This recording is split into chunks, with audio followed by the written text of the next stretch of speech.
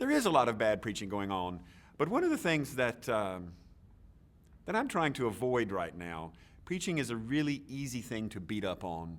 You know, it seems like almost every book starts out, oh, preaching is horrible, bad shape. Of course, there's a lot of bad preaching going on out there, and there are a lot of problems with preaching. But there's also a lot of good preaching going on out there. There's good preaching going on week to week in little rural churches and in urban churches and in larger churches. And so I'm sort of not wringing my hands about preaching right now. Of course, there's more to work on than we can possibly work on. But there's also good preaching going on that we often don't give enough credit for. Well, I think one of the things that I try to tell people is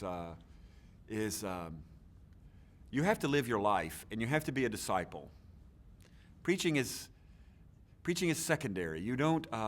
You first have to be alive. You have to be living as a disciple. So I encourage all our students to get outside the school, or when they become pastors, outside the church, and have a kind of ministry and discipleship that's not just what they're doing as a pastor.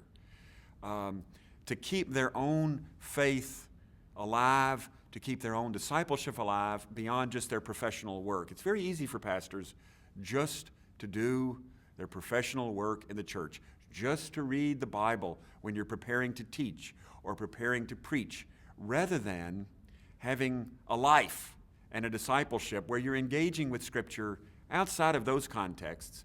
And so, you know, if the preacher's dead, then the sermons are going to be dead, no matter how they study or what kind of methods they use. And so, really, it's just a matter of saying, be alive, pay attention, and have a kind of discipleship that you're pursuing as a part of your own way of following Jesus.